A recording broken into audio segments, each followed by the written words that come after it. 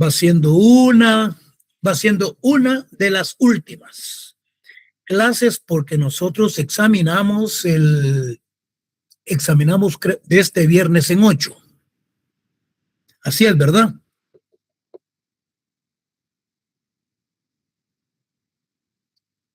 De este viernes en 8, vamos a ver.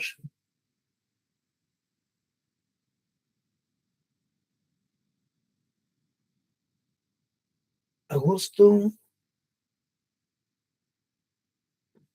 el 28. El 28.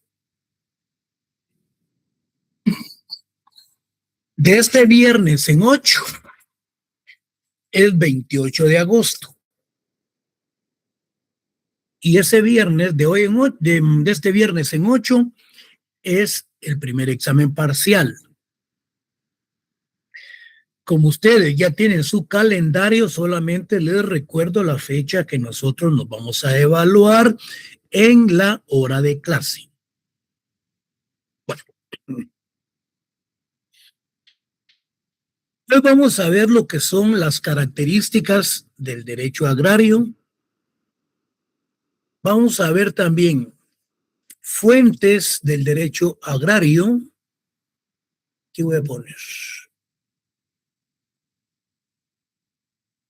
Características.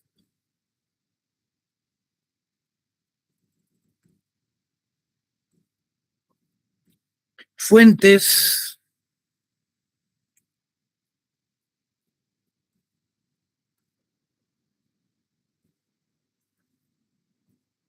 Relaciones del derecho agrario.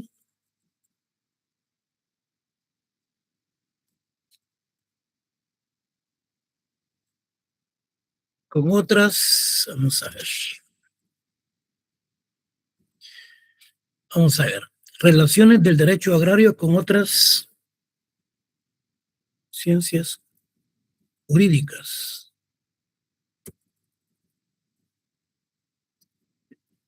Jurídicas.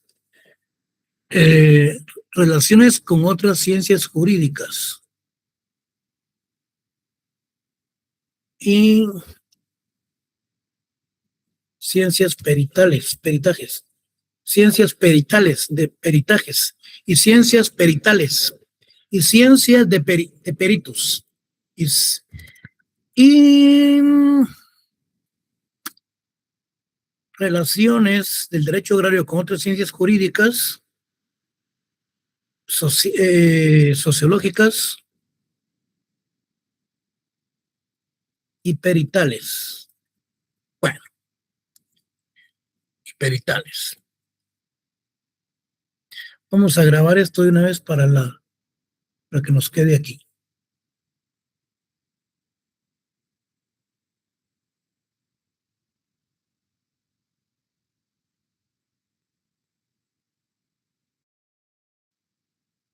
Bueno, mira el documento, jóvenes.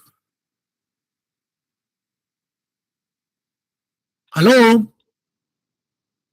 Sí, licenciado. Sí, mire, bueno, vamos a iniciar la cátedra. Mire, pues, cuando hablábamos con anterioridad de las clases, nos referíamos específicamente a las características del derecho agrario. Decíamos que estas prácticamente son las mismas del derecho del trabajo. Ahorita que las lean, prácticamente ustedes ya están estudiando las características del derecho laboral. Bueno, el derecho agrario, fíjense pues, como el derecho del trabajo, son ramas jurídicas de moderna creación. Doctrinariamente se les conoce como derecho social. ¿Y qué es la doctrina? La doctrina, pues, son esos conocimientos que se refieren específicamente a la relación de una materia. El derecho agrario es de naturaleza pública y autónoma. Repito, que el derecho agrario es de naturaleza pública y autónoma.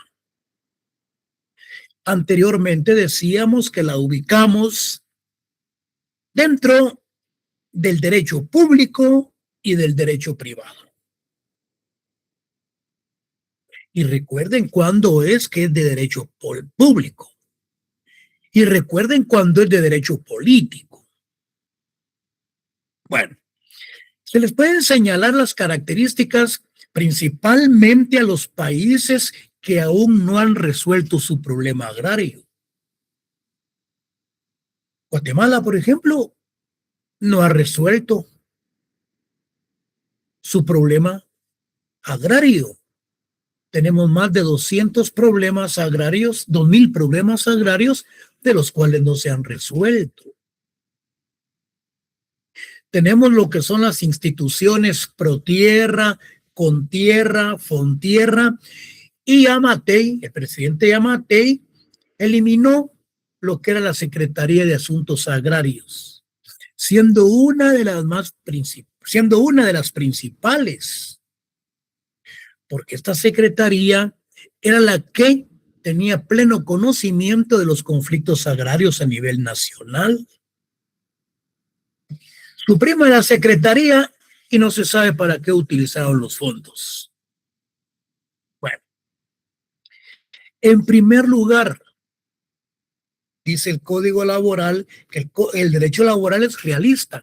Entonces, prácticamente son las mismas características, pero adaptándolas al derecho agrario. Bueno, ¿por qué el derecho agrario es realista? Porque sitúa y examina al hombre dentro del marco de su realidad social y pretende resolver los problemas que surgen de la actividad agraria. ¿Por qué es objetivo? Porque los problemas existentes con motivo de la aplicación tiende a resolverlas en hechos objetivos y tangibles. ¿Qué comprendemos por tangible? Que puede ser tocado, ¿sí? Que puede ser percibido de manera clara y precisa. Eso es lo tangible.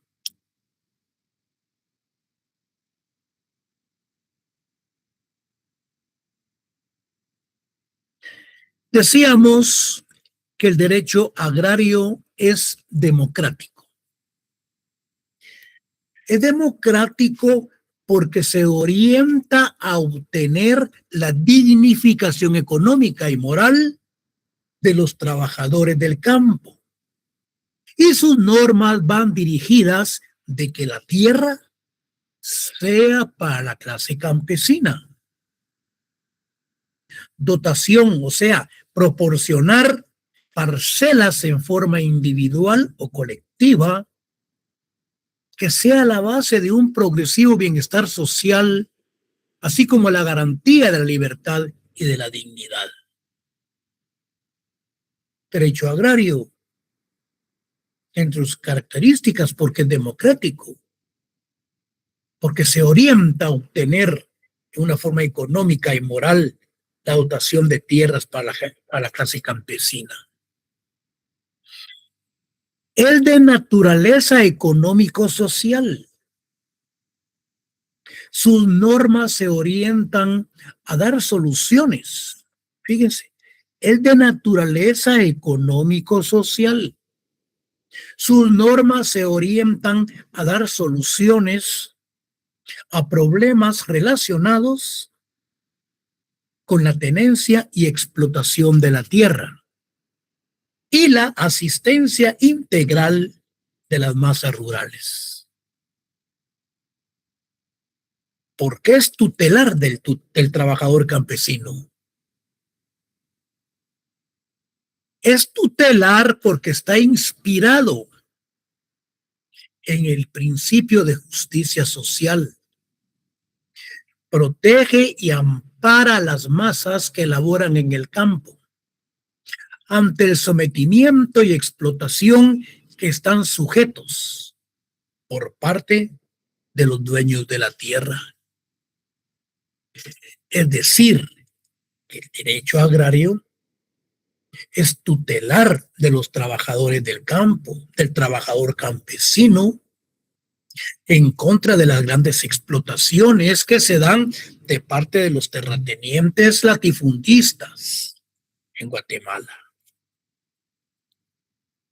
El derecho agrario constituye un cuerpo de garantías mínimas, porque el trabajador del campo tiene carácter irrenunciable para él y su formulación no excluye otras que, aunque no figuren expresamente en la legislación, son patrimonio de la persona humana. Es algo parecido a lo inherente de la persona humana. Constituye las garantías mínimas porque es de carácter irrenunciable. El trabajador del campo, tanto como el trabajador de una industria, de una empresa, él puede renunciar. Yo renuncio a mis prestaciones, yo renuncio a mis vacaciones, yo renuncio a mi bono, pero estas son garantías mínimas que protegen principalmente al trabajador del campo. Él puede renunciar, pero en cualquier momento puede ir a la inspección del trabajo y expresar de que en el documento que presentó lo hicieron firmar en donde él renunciaba a sus garantías mínimas, por ejemplo, de sus vacaciones o de sus prestaciones o algo parecido que regula la ley. Él no puede renunciar porque la ley lo protege. El inspector de trabajo lo que tiene que hacer es solicitar una junta con el señor patrono y el trabajador del campo para que le pague sus prestaciones porque estas son de carácter irrenunciable. Hay que tener mucho cuidado en lo laboral porque le pueden plantear el caso. Un trabajador le dice, renuncia de su trabajo en el campo o bien en una empresa y él renuncia y está renunciando a todas sus prestaciones. Sí, lo puede hacer,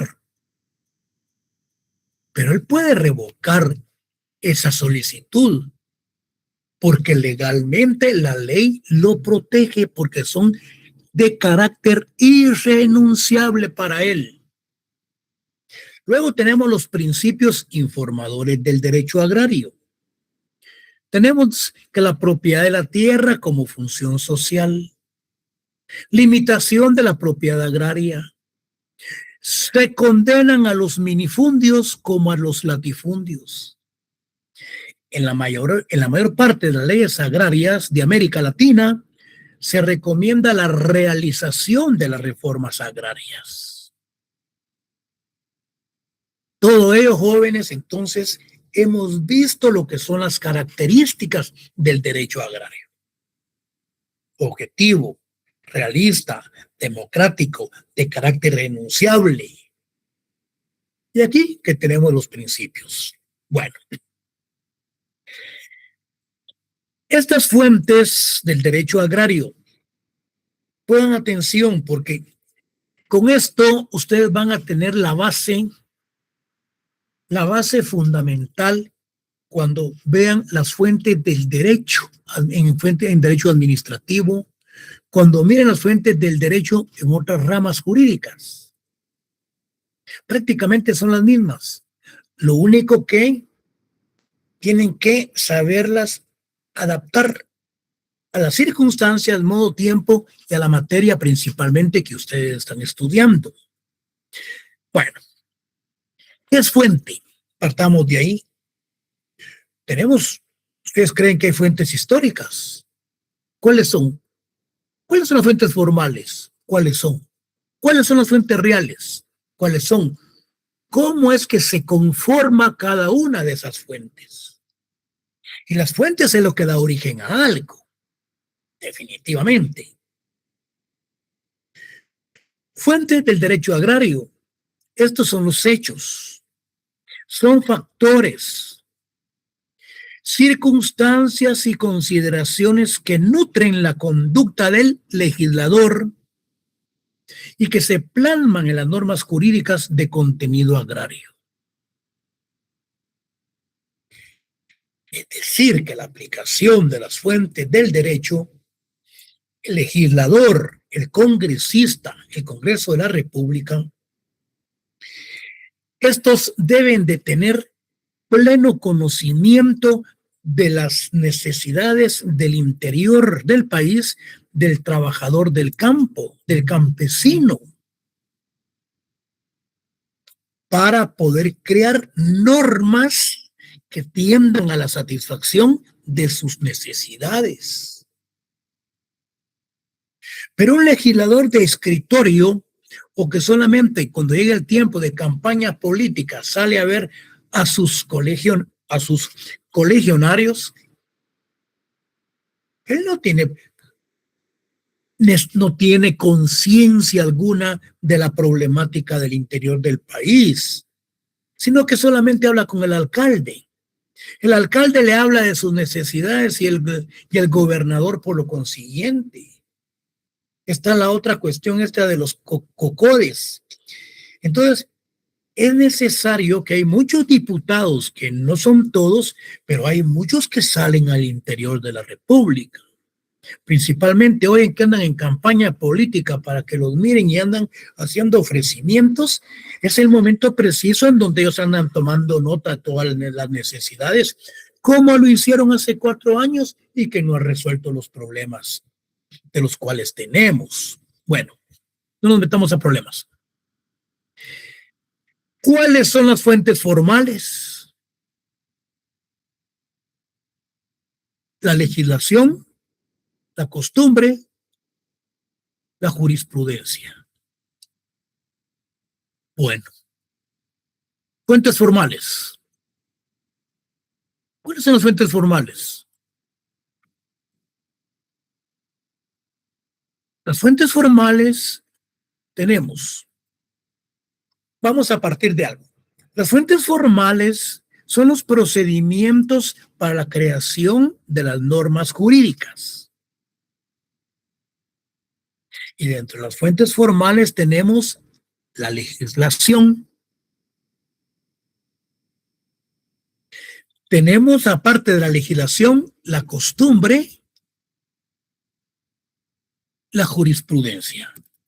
Legislación, jurisprudencia, la costumbre. Fuentes formales, legislación, jurisprudencia y la costumbre. ¿Qué es la legislación? La legislación, pongan atención, es la fuente más importante del derecho agrario. Pongan atención.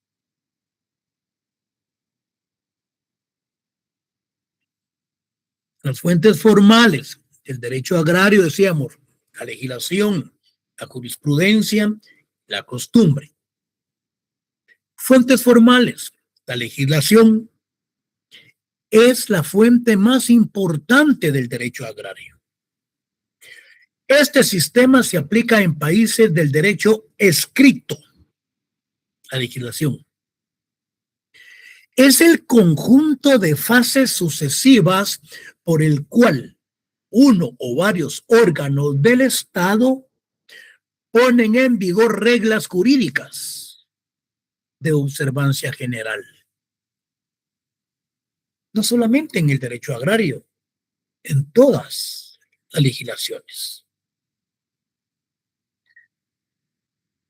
Tenemos lo que es la costumbre. Las fuentes formales, legislación, la costumbre. ¿Qué es la costumbre? ¿Cómo se le llama la costumbre doctrinariamente? Es el derecho consuetudinario. Cuando se dan los actos repetitivos en determinada materia, principalmente en asuntos agrarios. La costumbre, fíjense pues,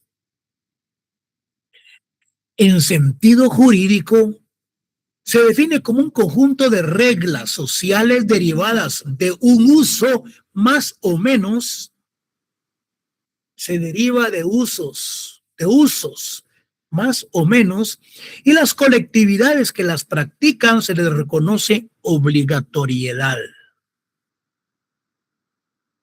Si nosotros ponemos a hablar del derecho de los pueblos indígenas,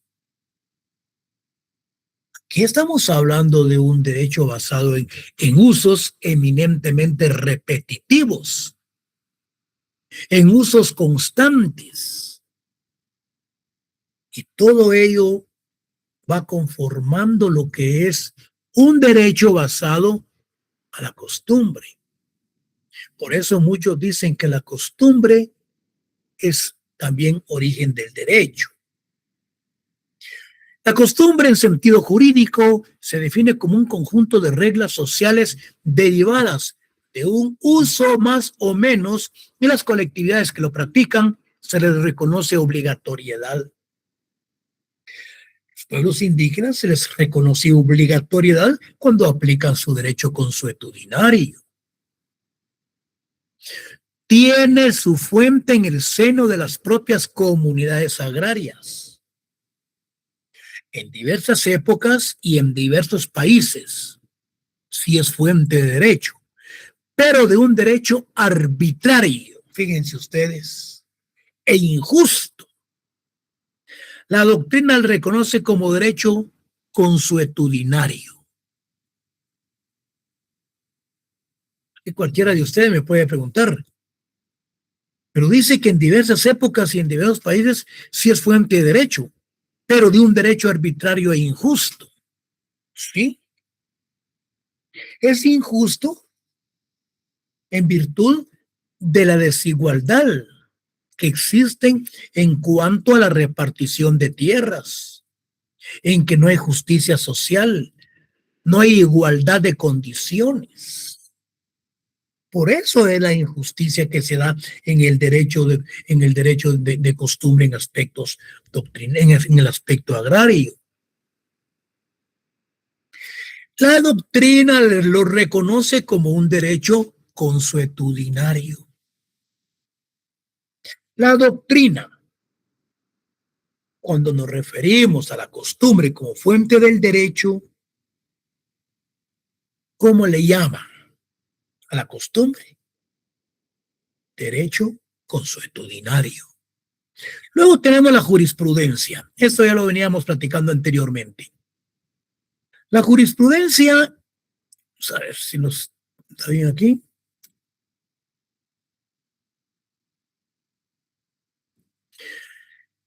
La jurisprudencia son las normas, es el conjunto de normas y de principios que se fundan en las prácticas repetitivas, reiteradas, seguidas en casos similares. La jurisprudencia, conjunto de normas y principios que se fundan en las prácticas reiteradas, seguidas en casos similares. Como decíamos en una de las clases anteriores, aquí se ha sentado jurisprudencia porque han habido casos similares con anterioridad. En efecto, cuyas resoluciones tienen por lo general un origen clasista. La Corte de Constitucionalidad, prácticamente todas sus resoluciones son políticas, con dedicatoria. Podríamos decir que era hasta clasista. En efecto, cuyas resoluciones en su mayor parte tienen por lo general un origen clasista, que no va precisamente a favor de los intereses de los sectores desposeídos y se orilla cada vez más a la arbitrariedad y la injusticia. Ustedes no me van a dejar mentir. Hasta en los tribunales hay jurisprudencia, pero es una jurisprudencia realmente injusta. Castigan al descalzo, al que los muerde la culebra. mientras los otros tienen ciertos privilegios. Entonces ya vimos las fuentes formales: legislación, costumbre, jurisprudencia. Sigamos. Ahora miremos las fuentes formales. Fuentes reales. Bueno, fíjense pues, yo se los mencionaba con anterioridad, lo de los diputados que tienen que salir a ver para creación de leyes y estar ellos compenetrados en la problemática para que la ley, su espíritu de creación, se justifique por la desigualdad y las injusticias que se dan en el país. Fuentes reales. Hace referencia a toda aquella gama de causas o motivos que han determinado y pueden determinar no solo el surgimiento, sino el contenido real de las normas. Hace referencia a toda aquella gama de causas o motivos que han determinado y pueden determinar no solo el surgimiento, sino el contenido real de las normas. El legislador ha visitado el interior del país y se ha dado cuenta de la necesidad de la creación de las normas basadas en el principio de igualdad. Tomando en cuenta el legislador, el diputado, las exigencias sociales para la creación de las leyes, siendo principalmente de orden económico-social, orientadas hacia una reforma del sistema de tenencia y explotación de la tierra, así como la asistencia integral de las masas campesinas. Todo esto conlleva, por ejemplo, a una reforma agraria. Cuando el diputado, de acuerdo a las fuentes reales, se da cuenta de las necesidades en el interior del país de la gente campesina, estas fuentes reales coadyuvan, por ejemplo, a una transformación agraria. Pero una transformación agraria no es la solución al problema. Debe darse una reforma agraria, pero una reforma agraria violenta, no. De acuerdo a trabajo de mesas técnicas, con reuniones de personas que trabajan en el sector agrario. Luego tenemos entonces las fuentes históricas. Están constituidas por toda aquella serie de documentos. Por ejemplo, papiros, códices, todos los documentos históricos que pueden hacer referencia para la creación de una ley de agraria con motivos históricos. Están constituidas por, pueden ir en el examen, fuentes que están constituidas por toda aquella serie de documentos que encierran el contenido de una ley o conjunto de leyes, instituciones jurídicas que tuvieron vigencia en otras épocas y a la vez sirvieron para alimentar a las actuales. Lo que yo les mencionaba, aquí tenemos los códigos, los papiros, libros antiguos, etc. Así tenemos que para el mundo latino, la fuente más importante de su derecho y a la vez la más antigua está constituida por el derecho romano. Otras fuentes, fíjense, pero aquí tenemos otras fuentes. La Constitución Política de la República puede ser una fuente del derecho. Los tratados, los pactos, los convenios interinstitucionales, las leyes agrarias, la doctrina, etcétera. Todos ellos coadyuvan para creación de otras fuentes, independientemente de las formales, de las fuentes históricas, de las fuentes reales, sino que son otras fuentes del derecho. Voy a poner una pregunta de examen. Dentro de las fuentes del derecho tenemos la Constitución Política de la República de Guatemala. ¿Usted dónde la ubica? Si está recibiendo el curso, usted no la ubica en ninguna otra fuente, sino no la ubica en ninguna de las que hemos estudiado, pero sí la ubica dentro de las fuentes especiales, dentro de otras fuentes. Esa es la intuición, esa es el pensamiento que debe de tener el estudiante. Los tratados y los pactos con convenios, ¿en dónde los ubica usted como fuente del derecho? Bueno, yo los ellos no se pueden ubicar en ninguna ciencia. Yo los ubicaría como fuentes especiales dentro de otras. Bueno, sigamos. Me gusta la clase. Bueno, sigamos pues. Relación del derecho agrario con otras ramas del derecho.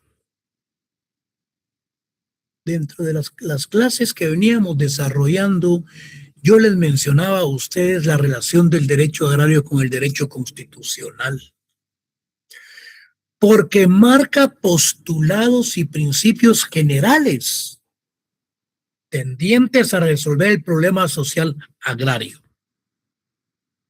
Anoten los artículos 67, 68, 79, 126, 128 de la Constitución Política de la República de Guatemala.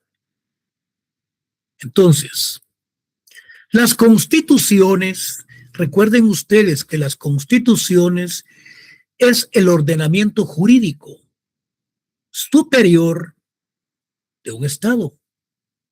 Es el ordenamiento plenamente establecido como orden superior de los demás. Lo demás tenemos las leyes ordinarias, los códigos, pero la Constitución es la columna vertebral del ordenamiento jurídico. Un catedrático dijo en cierta oportunidad que la Constitución, dijo, es la mamá de todas las leyes. En el examen preguntó, ¿dónde ubica usted la Constitución Política de la República? Como la mamá de todas las leyes, contestó el estudiante. No, él lo hizo ver como una ley superior. Aquí estamos en un lenguaje técnico jurídico, como futuros profesionales. Y como el catedrático dijo así, pues, de seguro que le puso por lo menos un punto. Pues, por eso tengamos cuidado. Tengamos cuidado. La relación del derecho agrario con el derecho administrativo. La mayor parte de sus normas son de naturaleza administrativa. Citamos la afectabilidad de tierras, las expropiaciones y las indemnizaciones. Y es un derecho bastante informal, lo que es el derecho agrario. La relación con el derecho civil, la propiedad agraria, los contratos agrarios, reforma agraria, el régimen sucesorio, el régimen familiar, aprovechamiento de aguas, han tenido su origen en el derecho civil, como lo mencionábamos anteriormente cuando hablábamos del Código Napoleónico, cuando hablábamos del Código de Bustamante. En el Código Civil, anoten ustedes los artículos 591, 596, 612 y el 642. En este caso, las disposiciones agrarias están constituidas tanto por normas de derecho público como de derecho privado. Recuerden ustedes cuáles eran las de derecho público. Es cuando interviene el Estado. Y la relación del derecho agrario con el derecho laboral.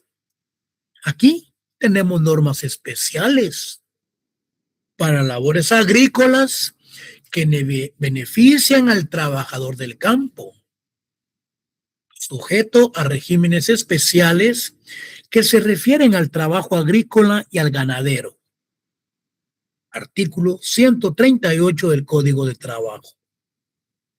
Ambas disciplinas tienden a tutelar y proteger los intereses de las clases sociales económicamente más débiles. Son normas de uno y otro y se complementan para lograr el propósito. Por eso decíamos que el derecho agrario con el derecho laboral tienen mucha relación. ¿Por qué de la relación del derecho agrario con el derecho penal? El derecho penal, la actividad económica que se desenvuelve por medio de la actividad agropecuaria, requiere de cuidar los bienes que genera a través de disposiciones legales que sancionen su afectación. Y cuando esa acción de afectación constituya la comisión de ilícitos penales, encuentre en la legislación correspondiente la debida protección de los derechos de los hombres del campo. ¿Qué significa esto? Por ejemplo, el pago de ciertas tierras que tienen que realizar a las municipalidades. ¿Por qué? Porque están afectas a los pagos de los impuestos. De lo contrario, si ustedes se han dado cuenta que hasta el Ministerio de Finanzas presenta ciertas denuncias al Ministerio Público por cuestiones de afectación, por cuestiones que no se han pagado por ciertos impuestos al Estado. Entonces tiene relación con el derecho penal. Todo ilícito que puede existir, violaciones de contratos. También cuando hablábamos del código laboral y los contratos realizados con en aspectos agrarios. Los pagos de los salarios de los trabajadores que trabajan en el campo. Entonces nos vamos a los juzgados. Entonces tiene relación con el derecho penal. Aquí, pongan atención. Relación del derecho agrario con otras ramas extrajurídicas. Yo puse ramas de carácter social y económico anteriormente, pero son, uno, la relación del derecho agrario con ciencias sociales y jurídicas. Otras, relación del derecho agrario con otras ramas extrajurídicas. Tenemos con la economía. Uno de los principales fines de la actividad agropecuaria es la obtención y comercialización de los productos del campo en su doble aspecto agrícola y ganadero.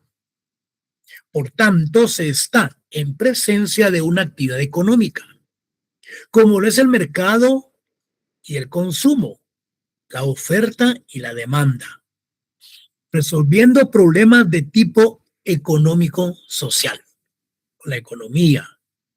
¿Por qué con la sociología, que son ramas extrajurídicas? El derecho agrario es un producto, el derecho social, el derecho es un producto social. Se deriva de las relaciones sociales, por lo que el legislador, el jurista, deben conocer a fondo las especulaciones sociológicas para no apartarse de la realidad al estudiar. dictar leyes y al interpretarlas, cómo aplicarlas, pues toda contradicción a esta realidad es funesta para la sociedad humana. El comportamiento social de las masas campesinas, los problemas étnicos, idiomáticos, la costumbre, aspectos transculturación, etcétera. La idiosincrasia campesina radica fundamentalmente en la forma como ellos se desenvuelven en sus comunidades. Esa es la idiosincrasia. Su cultura, cómo se visten, cómo se desarrollan. La idiosincrasia de la cultura de los 48 cantones. Y de manera especial de las masas indígenas. Luego tenemos aspectos con la historia. No se puede concebir un justo y apropiado ordenamiento jurídico agrario si no se tiene como base una clara y correcta advertencia de los acontecimientos históricos. Al legislador, al jurista, le resulta imprescindible una vivencia retrospectiva de lo que el país ha sido en su proceso histórico, atendiendo antecedentes apropiados, aceptables desde el punto de vista científico. Todo lo que se ha comprobado a través del data, a través de los acontecimientos de la historia. Y por último, tenemos lo que son las disciplinas técnicas, auxiliares y periciales. Disciplinas técnicas, auxiliares y periciales. Resulta indudable la correspondencia que existe entre el derecho agrario y otras disciplinas no jurídicas, que de por sí constituyen, permítanme,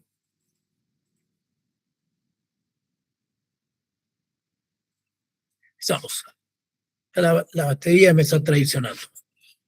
Disciplinas técnicas, auxiliares y periciales. Resulta indudable la correspondencia que existe entre el derecho agrario y otras disciplinas no jurídicas que de por sí constituyen verdaderos auxiliares para el estudio de los fenómenos que se dan en las zonas rurales. El autor boliviano José Flores Moncayo dice al respecto: el derecho agrario tiene, dice, relación con todas las disciplinas técnicas, sean auxiliares o eminentemente periciales, o sea, de peritos. ¿Por qué estas relaciones que no son jurídicas? Con la estadística, ¿por qué? Con la estadística, porque le proporciona las frecuencias y cuadros cuantitativos del hecho jurídico, señalándole índices cualitativos y cuantitativos necesarios del trato científicos de su desarrollo. Bueno, desde el punto de vista estadístico, los terratenientes, los latifundistas, ellos llevan sus estudios de prefactibilidad de años anteriores, cómo les ha ido en sus asuntos relacionados con la agricultura, viendo las cualidades y viendo los aspectos numéricos, cuantitativos, para ver las diferencias en el asunto eminentemente comercial. ¿Por qué tenemos la estadística? A la par, tenemos la agronomía. ¿Por qué tengo la C acá? No sé. Aquí tiene que ir B. ¿Ok?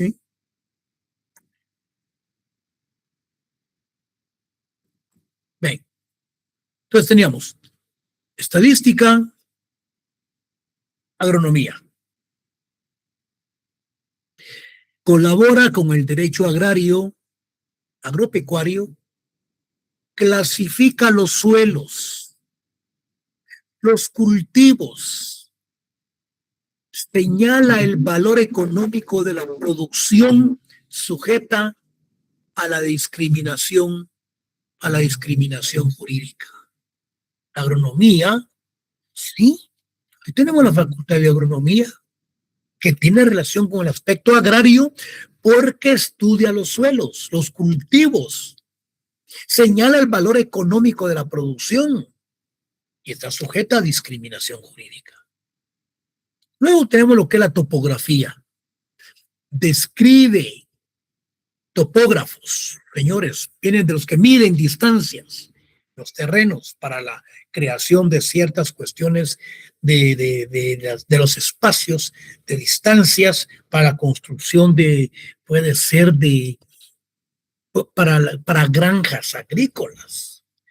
La topografía describe, delimita la superficie de los terrenos de los propietarios con el objeto de situarlos dentro de ciertas o eventuales afectaciones legales.